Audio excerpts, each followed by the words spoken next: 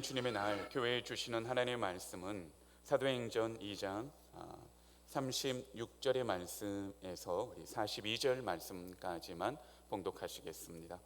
사도행전 2장 36절의 말씀에서 42절의 말씀입니다. 우리 살아계신 하나님의 말씀 한 절씩 교독하시겠습니다. 그런즉 이스라엘 온 집은 확실히 알지니 너희가 십자가에 못 박은 이 예수를 하나님이 주와 그리스도가 되게 하셨느니라 하니라.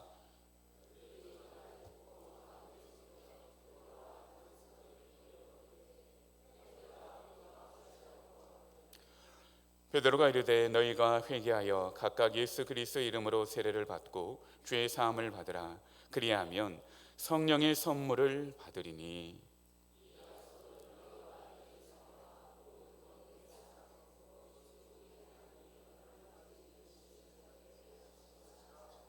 또 여러 말로 확증하여 권하여 이르되 너희가 이 패역한 세대에서 구원을 받으라 하니.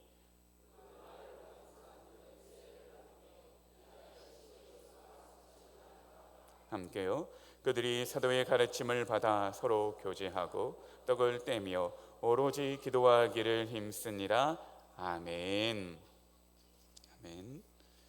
우리 할렐루야 찬양대 하나님 앞에 보라 너희는 두려워 말고 찬양으로 영광 올려드리겠습니다.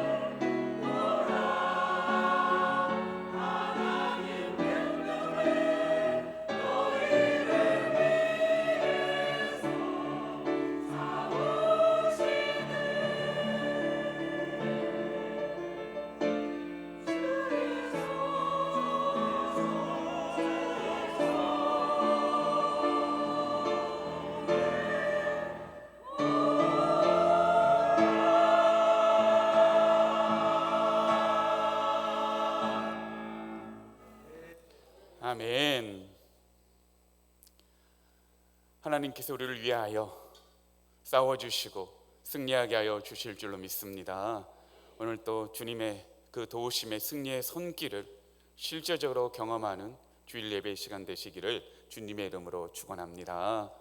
하나님이 정말 우리를 사랑하십니다. 사랑하시는 정도가 얼마나 큰지 하나님의 사랑을 소나기처럼 부어주신다고 우리에게 말씀하여 주셨습니다. 로마서 5장 5절은 우리에게 말씀합니다. 하나님의 사랑이 우리의 마음에 부은 바 됨이니. 이 시간 하나님의 사랑이 소나기처럼 우리에게 부어지고 있는 줄로 믿습니다. 그렇다면 우리가 중요한 건 우리에게 주시는 그 하나님의 사랑을 발견하는 것입니다. 눈 뜨는 것입니다. 경험하는 것입니다. 우리 서로 이렇게 말씀의 인사로 축복하십시다. 하나님의 사랑에 눈을 뜨시기를 축복합니다. 아멘. 오늘 하나님의 사랑을 실제적으로 경험하게 하여 주실 줄로 믿습니다.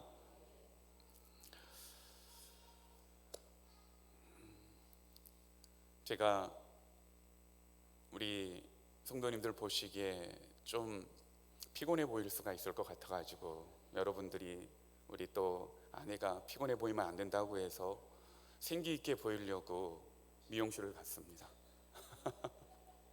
그랬더니 그런 고민을 털어놓으니까 미용실 우리 집사님께서 그러면 파마를 하시면 되겠다고, 그래서 그렇게 했습니다.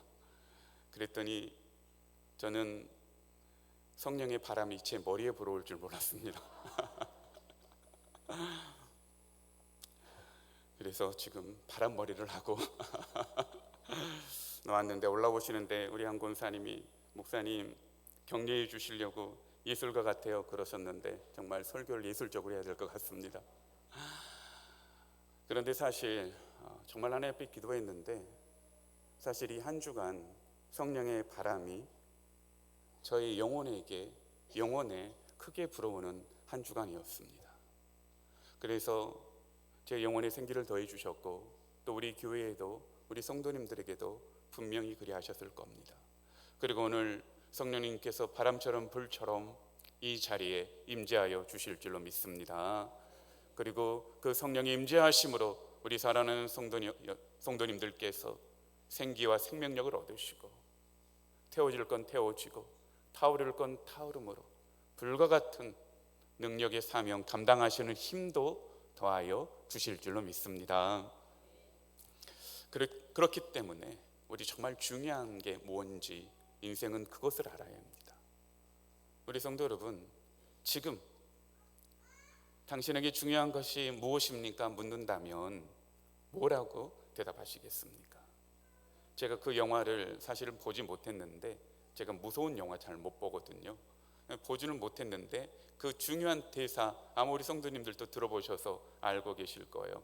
우리 저기 옆 동네에 제목을 한 영화 있었는데, 곡성이라는 영화에 그런 대사가 나옵니다. 무엇이 중한디, 무엇이 중하냐고, 무엇이 중한지도 물음써, 이러면서 한 대사가 있습니다. 무엇이 중한디. 우리 성도 여러분, 지금 우리 성도 여러분들은 무엇이 중한디 알고 계시는 겁니까? 또 찾아봤더니 임영웅 씨라는 가수가 계셔요. 그런데 무엇이 중한디라고 하는 제목의 가요도 있더라고요. 그 가요가 이렇습니다. 무엇이 중한디, 무엇이 중한디. 안 들어봤기 때문에 랩으로 할 수밖에 없습니다. 정답은 바로 사랑이더라. 사랑이 중요하다고 그렇게 노래를 했나 봐요. 우리 성도 여러분, 우리 성도님들의 인생에서 가장 중요한 일이 정말 무엇입니까? 우리 2024년을 살아가고 있습니다. 파리에서는 올림픽을 하고 있는 이 오늘의 현실을 우리가 이 시대에 살아가고 있습니다. 이 대한민국에서 더운 여름을 보내고 있습니다. 오늘 살아가는 우리 성도님들에게 가장 중요하고 가장 현실적인 필요는 무엇입니까? 정말 무엇이 중요한 겁니까? 우리는 내가 중요하게 생각하는 바로 그것을 위해 살고 계실 겁니다. 오늘 우리 성도님들 예배의 자리에 나오셨으니, 우리 성도님들 마음속에서는 고백하고 계실 겁니다. 예수님이 가장 중요합니다. 고백하실 줄로 믿습니다. 우리가 그 고백을 한다면 이 고백을 넘어서 실제적으로 정말 나는 예수님이 가장 중요한 사람인가? 나는 지금 이 예배의 자리에서 예배하고 있는데 나의 다른 어떤 것보다 내 무릎을 꿇고 하나님을 높일 수 있을 만큼 나의 자존심과 체면을 완전히 내려놓고 나에게 가장 중요한 예수님을 가장 높일 만큼 실제적으로 그 고백을 넘어서 예수님을 우리가 가장 중요하게 생각하고 있는가? 질문한다면 사실은 그 질문에 나는 예수님이 실제적으로 정말 중요하고 그렇게 살아가고 있습니다, 이 대답하기가 정말 쉽지 않을 수 있습니다. 왜냐하면 우리에게 실제적으로 중요한 게 느껴지는 게 있거든요. 돈을 많이 버는 것, 돈벼락 만든 것, 그것까지는 원하지 않을지라도 그래도 필요한 돈이 없으면 진짜 너무 힘들더라. 이 시대를 우리가 살아가는 거 아닙니까? 최근에 한 분과 통화를 했는데 몸이 아프신 가운데 그래도 일을 해야 되니까 하시는 말씀이 뭐니 해도 건강이 제일 중요하더라. 그리고 아파 보니까 옆에 있는 내 남편과 아내 그 사랑이 제일 중요하더라. 그런 말씀 하시더라고요. 다 필요 없더라. 건강과 사랑이 중요하더라. 우리 성도 여러분, 우리 자신과 그리고 우리의 가정에 또 우리 교회와 이 사회에 정말로 가장 중요하고 현실적인 필요가 있을 겁니다. 그러한 느낌과 우리의 필요 가운데, 현실적인 필요 가운데 오늘은 우리가 사도행전 2장에 이 사도 베드로의 설교를 읽었습니다. 이 한편에 우리 말씀을 읽을 때에 물론 어떤 분들은 너무 중요한 말씀이다 이렇게 느껴진 분들도 계시겠지만 어쩌면 어떤 분들은 이 말씀이 나와 무슨 상관이 있을까? 나하고는 너무 동떨어진 이야기처럼 나는 느껴진다 라고 느끼시는 분들도 계실 수 있습니다. 우리의 이야기로 다가오지 않는 거죠. 오늘 본문이 말씀드렸던 것처럼 그저 베드로 사도가 전한 베드로의 일입니다. 또 2000년 전에 저기 이스라엘 땅, 지금 그 전쟁의 위협이 있는 그 땅, 그 과거 2000년 전에 초대교회에 있는 역사입니다.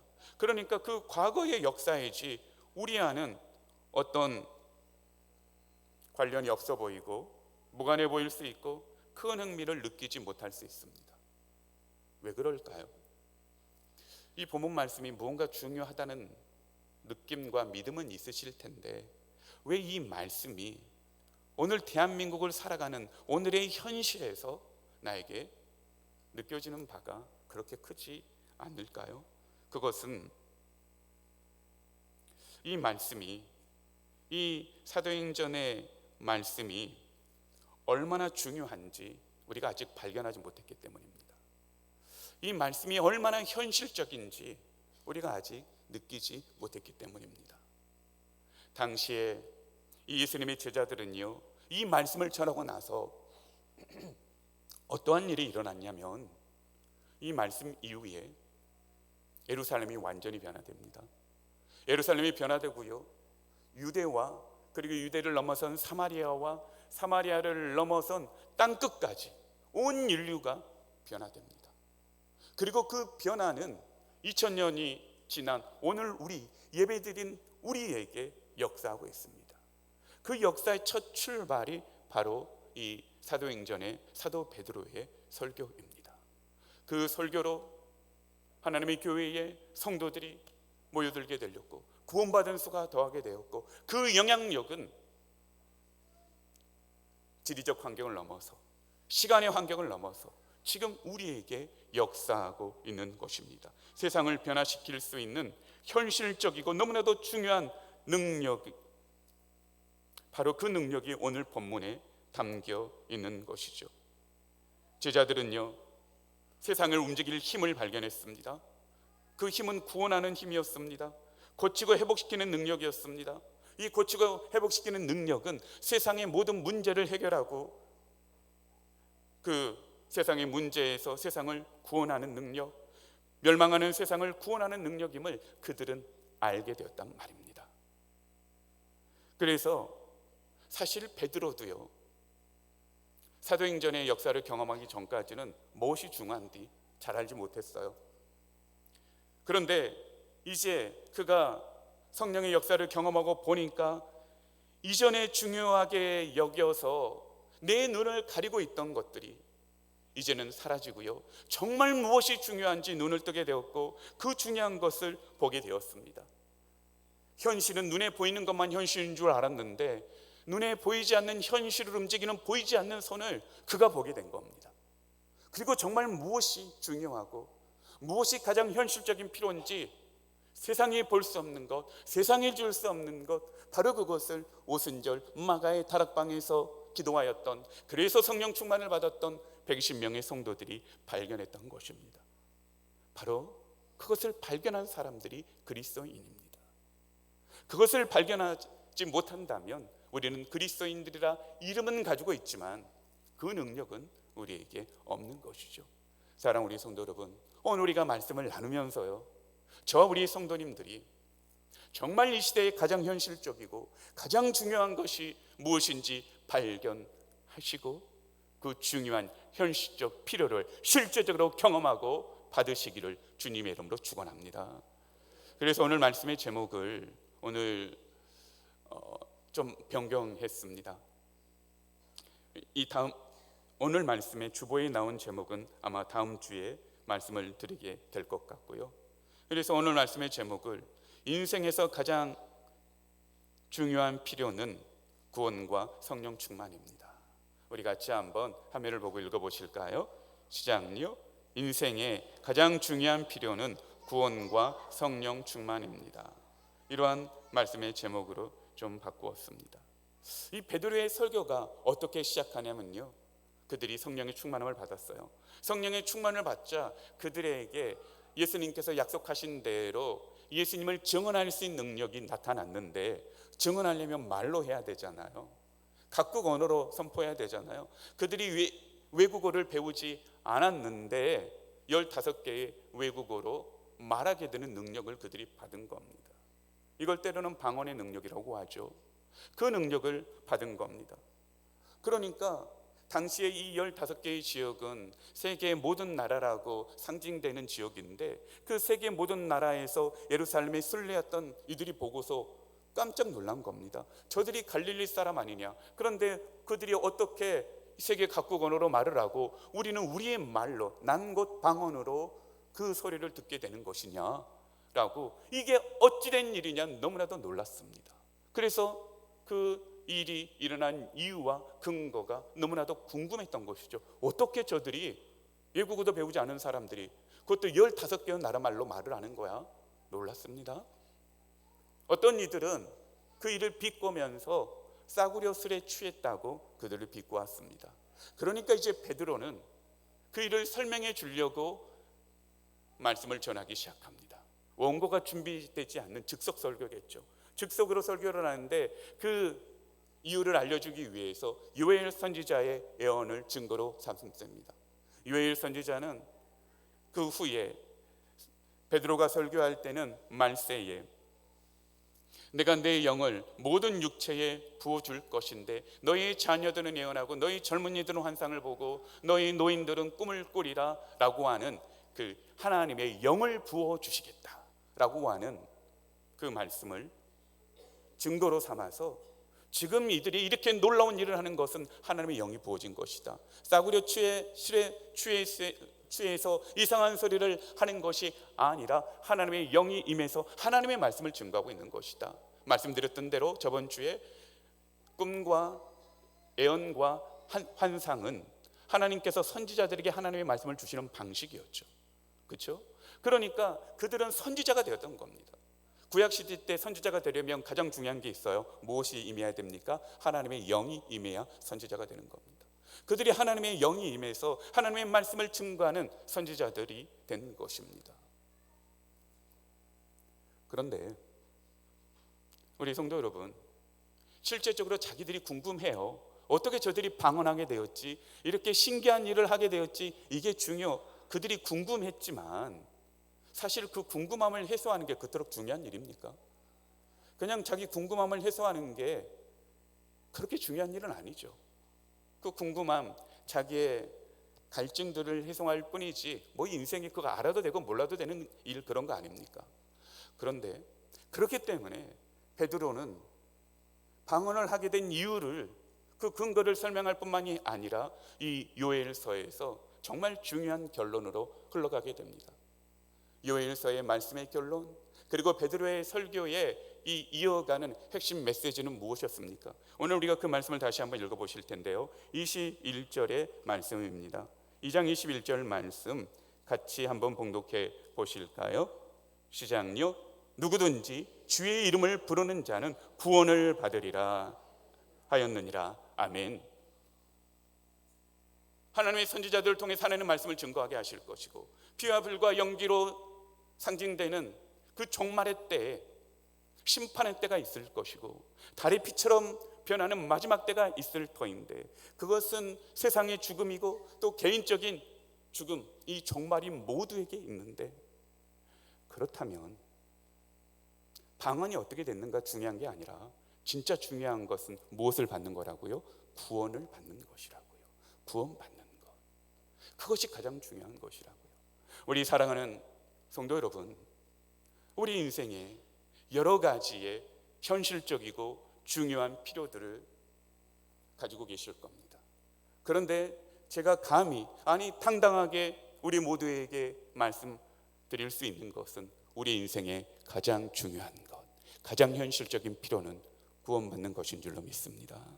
할렐루야. 우리 성도님들에게 구원이 있는 줄로 믿습니다. 그리고 구원받으시길 주님의 이름으로 간절히 축원합니다. 우리 인생의 가장 중요한 것, 구원받는 거란 겁니다.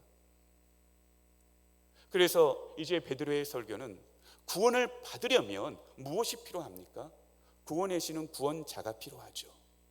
그래서 베드로의 설교는 먼저 구원자가 누구신지 말씀해 주고 계시고요, 또 그 구원자께서 무엇을 주시는지 성령을 주심을 말씀하고 있습니다. 두 가지요. 첫 번째는 구원자는 누구신가, 그리고 그 구원자는 우리에게 무엇을 주시는가, 성령을 주신다 라고 베드로의 설교는 이어져 가고 있습니다. 그러니까 우리 인생에 가장 중요한 필요가 있다면 구원자를 알게 되는 것이고, 구원자가 우리에게 주시는 성령님을 경험하는 것입니다. 이 베드로의 설교에 우리에게도 너무나도 현실적이고 너무나도 중요한 사실이죠. 그래서 너무나도 중요한 구원자는 누구신가, 그 구원자를 말씀하시는데 22절입니다. 우리 같이 봉독하시겠습니다. 시작요. 이스라엘 사람들아, 이 말을 들으라. 너희도 아는 바와 같이 하나님께서 나사렛 예수로 큰 권능과 기사와 표적을 너희 가운데 베푸사 너희 앞에 그를 증언하셨느니라. 이 예수님을 소개합니다. 우리 성도 여러분, 정말 우리 성도 여러분, 우리 인생에 구원이 중요합니다. 왜냐하면 세상이 멸망당할 거기 때문입니다. 우리 인생은 죽음으로 끝날 것이기 때문에 우리는 반드시 구원을 받아야 됩니다. 그런데 그 구원자를 소개하는데 그 구원자가 예수심을, 그도 나사렛 예수심을 말씀합니다. 요한복음의 말씀을 기억하는 분들이 있을 겁니다. 나다나엘이 예수님의 부름을 받을 때에 예수 나사렛 사람이 아니야? 그러면서 하는 이야기가 무엇이었습니까? 나사렛에서 무슨 선한 것이 나겠느냐, 나사렛에서 무슨 선한 것이 나겠느냐. 제가 우리 친구들하고 같이 이야기하고 놀 때에, 제가 이제 접도에서 이렇게 우리 부모님 목회에서 왔으니까 친구들이 접도에서 무슨 선한 것이 나겠느냐 막 이렇게 이야기하더라고요. 날 줄로 믿습니다. 나사렛이 사실은 이 이스라엘에서 굉장히 낙후된 도시였어요. 나사렛은 무슨 사람이 비하받는 도시였어요. 마을이었어요. 그런데 그가 나사렛 출신이지만 그가 말씀드린 대로 권능, 이 힘으로 놀라운 일을 행합니다. 병자들을 치유합니다. 가르치는 지식을 세상 가운데 베풉니다. 무리를 걷습니다. 보리떡 5개와 물고기 2마리로 5,000명을 먹이는 기적을 일으켜냅니다. 풍랑을 잠잠케 합니다. 그리고 죽은 자를 살려냅니다. 사람을 다스리고요, 자연을 다스리고요, 세상의 물리법칙을 다스립니다. 그 놀라운 능력으로 그는 증언되었습니다. 그가 누구시라고요? 하나님의 아들이시다 증언되었어요. 근데 그 예수를 너희들이 빌라도의 손을 빌려서 못 박아 죽이지 않았느냐? 그 너희들이 죽였던 그 예수가 어떻게 되었는지 베드로는 그 핵심을 말씀하고 있는데요, 24절의 말씀입니다. 24절 같이 봉독하시겠습니다. 시작요. 하나님께서 그를 사망의 고통에서 풀어 살리셨으니 이는 그가 사망에 매어 있을 수 없습니다. 할렐루야. 너희들이 못 박아 죽였지만 하나님께서는 그를 그 죽음에 그대로 두지 않으시고 사망의 고통에서 풀어 살리셨다. 그가 죽음을 이기시고 살아난 겁니다. 이것은 놀라운 사건일 뿐만이 아니라 중요한 사건입니다. 왜냐하면 인류는 아담과 하와 이 첫 사람부터 하나님의 명령을 어겼습니다. 창세기는 우리에게 말씀하고 있습니다. 선악을 알게 하는 나무의 열매를 먹지 말아라. 그러면 그건 먹는 날에는 너희가 반드시 죽으리라 라고 말씀하셨어요. 죄악의 결과 죽음이었습니다. 첫 인류부터 우리의 인류에게 주어진 죽음의 저주입니다. 아담과 하와는 하나님의 말씀을 어기고 정말 하나님 앞에 죽음의 저주를 당하게 됩니다. 그래서 그 죽음의 저주를 가져왔던 그 뱀으로 상징되는 사탄, 인류는요 우리에게 죽음을 가져다 주었던 그 죄를 가져다 주었던 그 사탄의 뱀의 머리를 상하게 할 그 자를 창세기부터 기다리고 있었던 겁니다. 그 죽음을 풀어 해결할 그 구원자를 창세의 시대부터, 그 뱀의 머리를 깨뜨릴 자를 창세로부터 기다리고 있었다고요. 창세기 3장 15절의 말씀이죠. 내가 너로 여자와 원수가 되게 하고 내 후손도 너 여자의 후손과 원수가 되게 하리니 여자의 후손은 내 머리를 상하게 할 것이요 뱀에게 하신 하나님의 벌입니다. 저주입니다. 너의 머리를 그를 기다리고 있었단 말입니다. 그러니까 이스라엘 백성들, 이 말씀을 알고 있는 자들에게는 죽음을 이기고 살아나셨다고? 그렇다면 우리가 수천 년 동안 기다렸던 그 죽음의 저주를 해결할 분이시네. 그분은 우리에게 죽음의 저주를 가져다 주었던 그 뱀의 머리를 깨뜨리고 밟고 상하게 할 분이시네. 그분은 구원자셨던 겁니다. 나사렛 예수는, 그들이 십자가에 못 박혀 죽었던 그분은 죽음에서 살아나심으로 구원자로 인정되었던 것입니다. 죽음의 문제를 해결할 구원자이십니다. 사랑 우리 성도 여러분, 우리 예수님은 모든 사탄의 저주를 해결하며 사탄이 주는 모든 악과 고통을 해결할 구원자이심을 반드시 믿으시기를, 그분이 우리 성도님들에게 가장 중요한 분이 되시기를 주님의 이름으로 축복합니다. 그 예수님이십니다. 그렇다면 구원자가 하신 일은 무엇이었습니까? 구원자가 이루신 일은 부활하심입니다.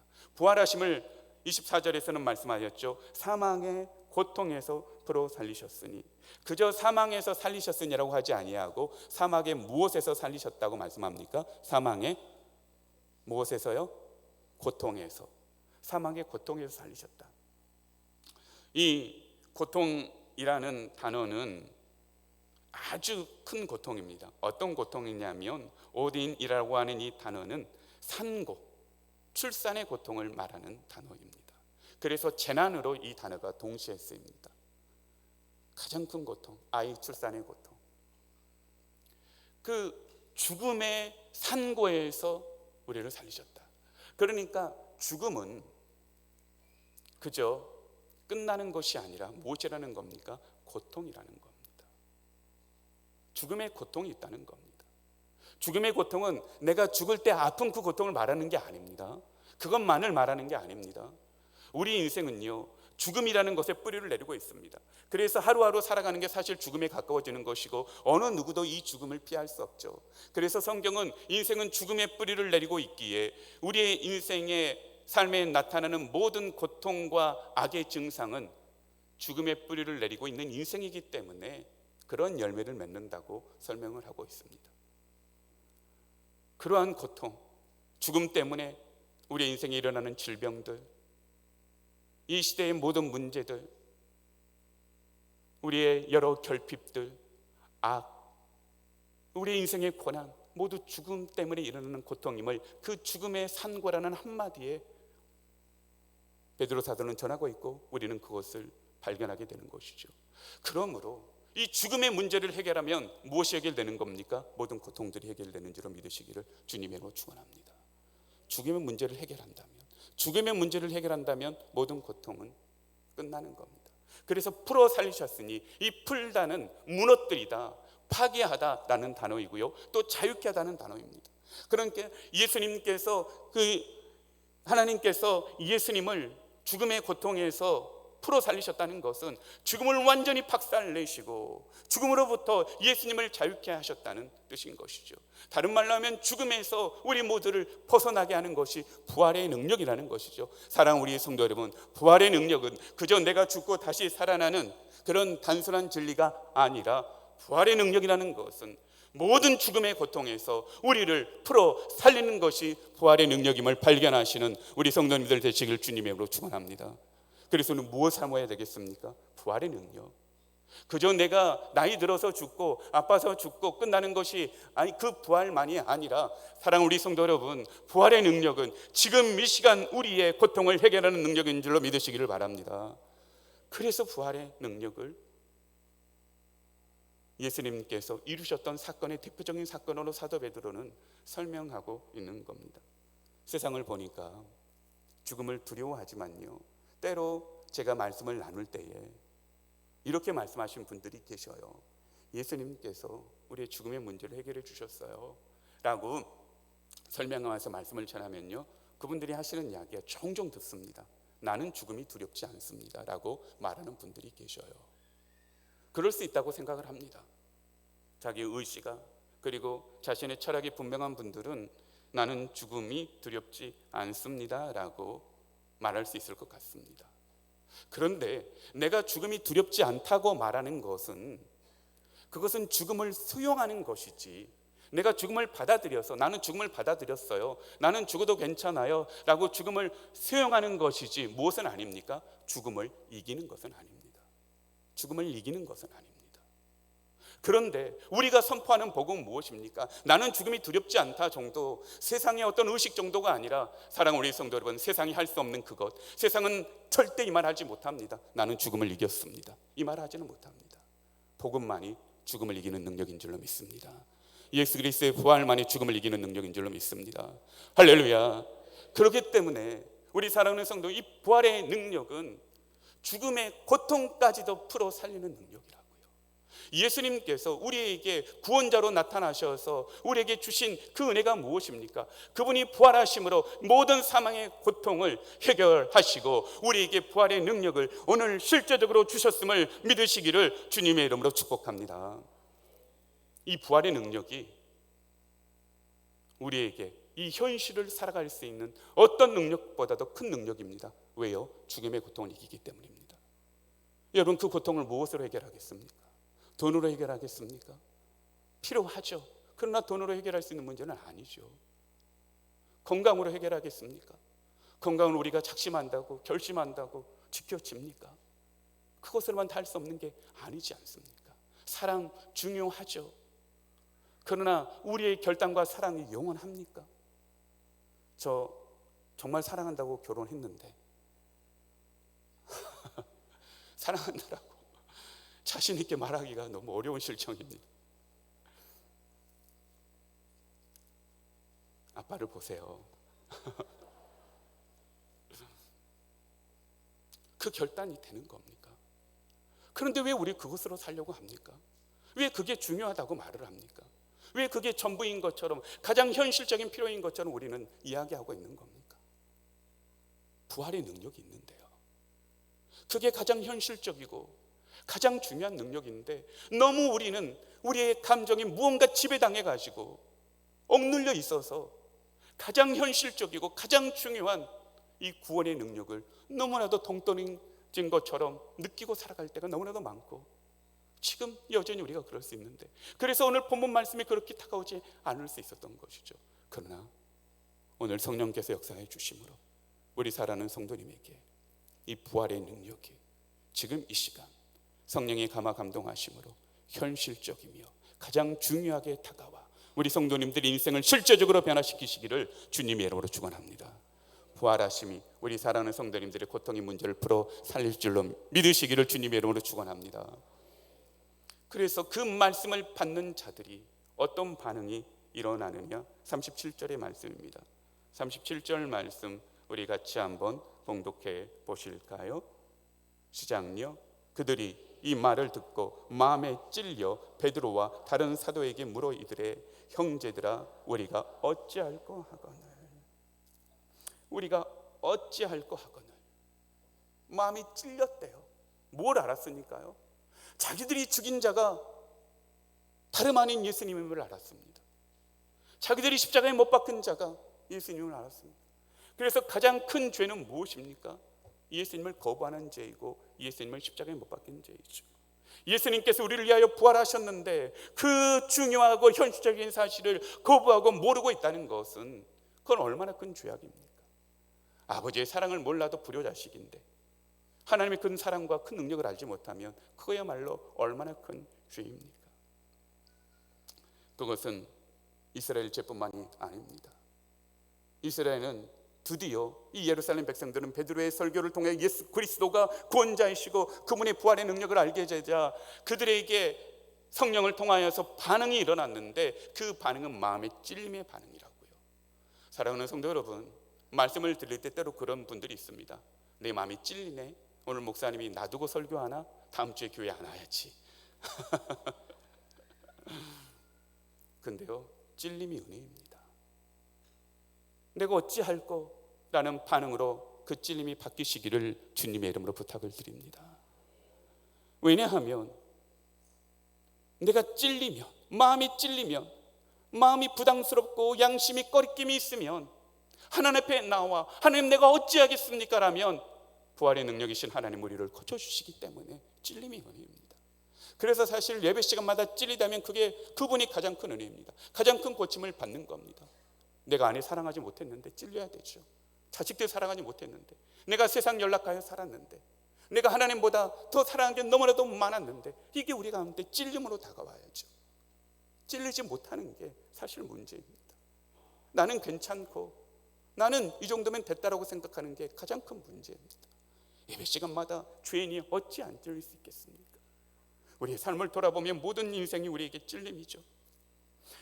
그들이 마음이 찔렸어요. 그랬더니 이제 베드로 사도가 그들에게 뭐라고 고백하냐면 38절의 말씀입니다. 같이 봉독하시겠습니다. 시작요.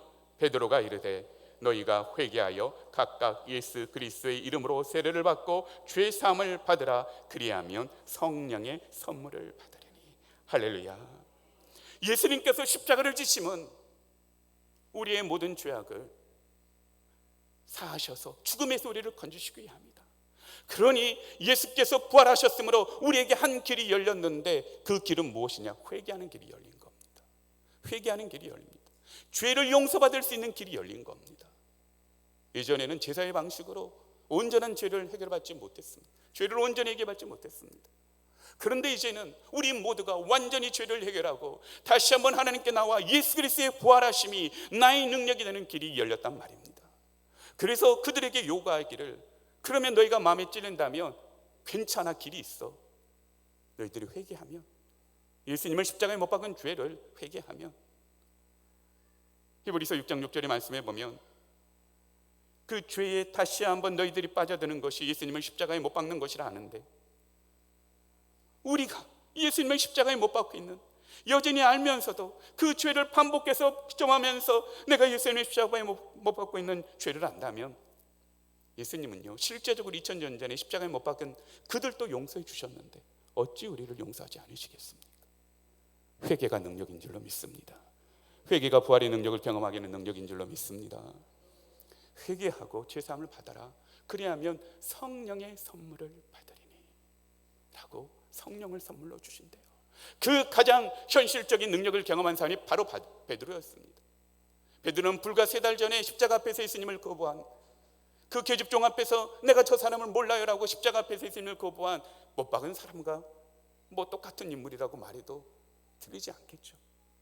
그런데 그가 성령을 받으니까 너무나도 강하고 담대하게 마치 모세가 떨기나무 앞에서 하나님의 불을 받아서 이스라엘을 구원하는 자가 되었던 것처럼 성령의 바람이 불어와서 에스겔의 골짜기에 마른 뼈가 여호와의 군대가 되었던 것처럼 그가 성령을 받으니까 변화되었거든요.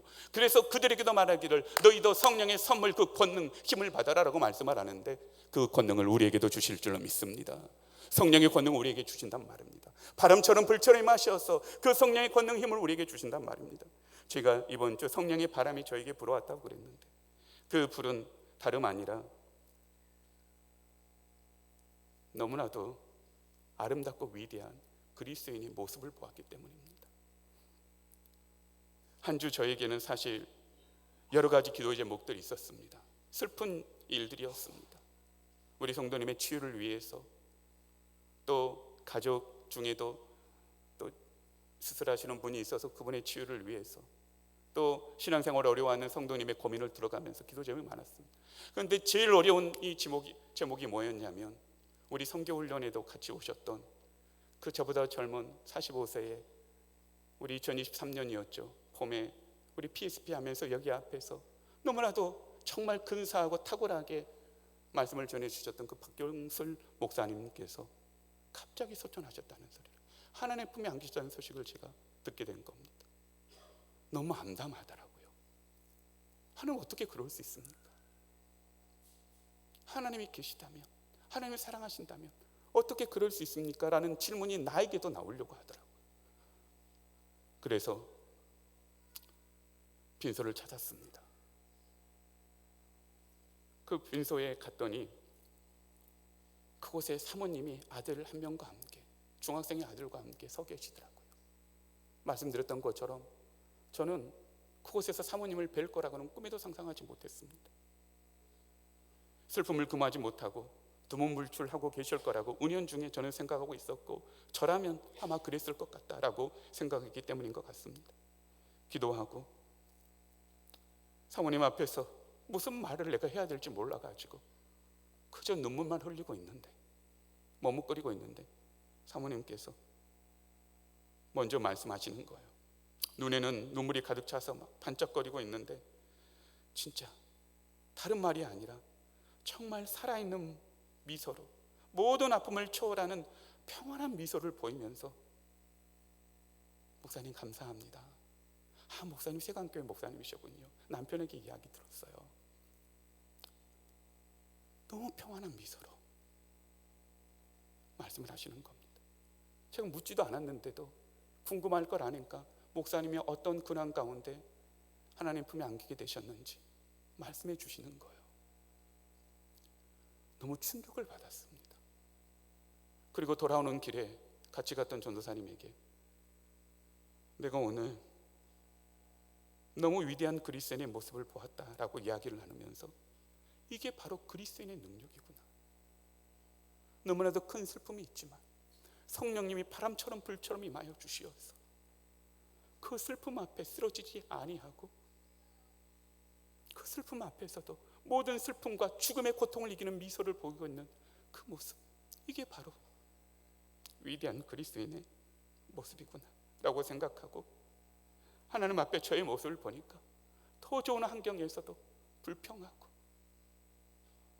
우리는 더 좋은 환경에서도 조금만 어려우면 하나님 어디 계시냐고, 하나님 나를 사랑하신 건 맞냐고 묻는 우리의 모습이 너무나도 죄송스럽더라고요.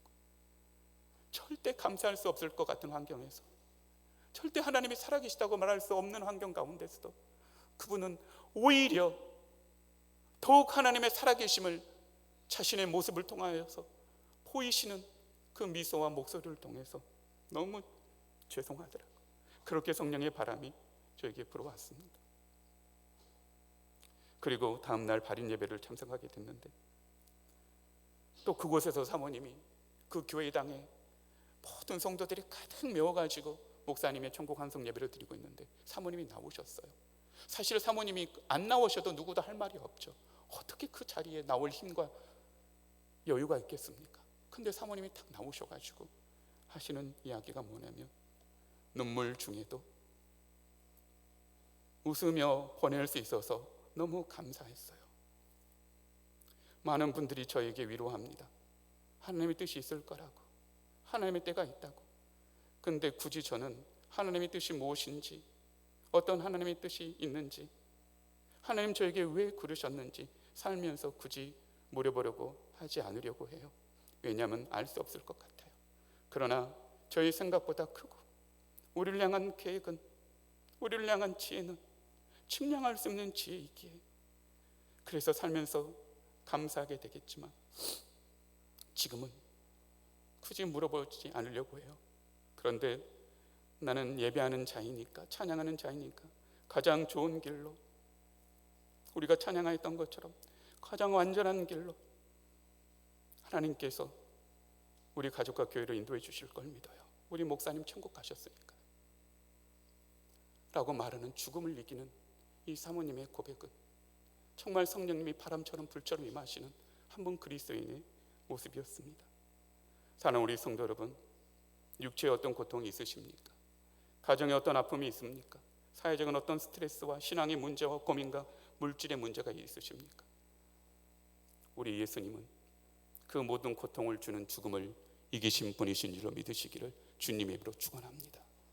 그 예수 그리스도를 믿는다면 그분은 우리의 구원자이시기에 우리를 죽음에서 뿐만 아니라 모든 고통에서 우리를 풀어 살리실 것이고, 약속한 대로 성령을 바람처럼 불처럼 우리에게 허락하여 주셔서 우리로 하여금 그 위대한 그리스도인의 한 여성의 모습처럼 하나님의 살아계심을 증언하는 하나님의 사람으로, 예수 그리스도를 증언하는 하나님의 사랑으로 사용하여 주실 줄로 믿습니다. 우리 성령님의 은혜를 사모하며 성령님 나를 만져주세요 찬양하며 기도하며 나아가시겠습니다.